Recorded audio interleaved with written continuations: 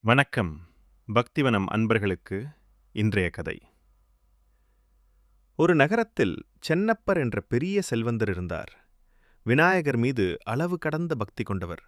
ஒவ்வொரு வருடமும் ஊரிலேயே மிகவும் பிரமாண்டமான பிள்ளையார் சிலையை வைத்து பல லட்சம் செலவில் கோலாகலமாக விழா எடுப்பார். சென்னப்பர் தன் தர்மத்தை எண்ணி மிகவும் கர்வம் கொண்டிருந்தார். என்னை விட அதிகமாக விநாயகருக்கு யாரால் செலவு செய்ய முடியும் என்று சவால் விடுவது அவரது வழக்கம்.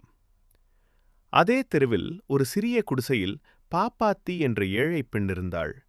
அவள் வீட்டில் ஒரு சிறிய மண் பிள்ளையாரை வைத்து தினமும் காலையில் தன் கஷ்டத்திலும் ஒரு பிடி அரிசியை அவருக்கு நிவேதனம் செய்வாள்.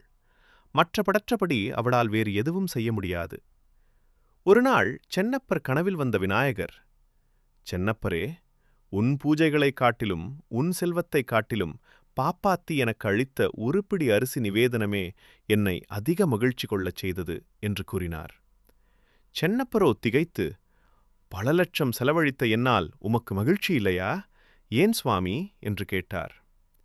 பிள்ளையார் புன்னகையுடன், "நீ செலவழித்தது உன்னிடம் மீதமிருந்த செல்வம். ஆனால் பாப்பாத்தி கொடுத்ததோ அவளது அன்றைய முழு உணவில் ஒரு பகுதி. அவள் கொடுத்தது தியாகம், நீ கொடுத்தது தர்மம். தியாகமே பக்தியின் உச்சம்" என்று கூறி மறைந்தார். கடவுள் பார்ப்பது உங்கள் கஜானாவில் இருக்கும் பணத்தை அல்ல.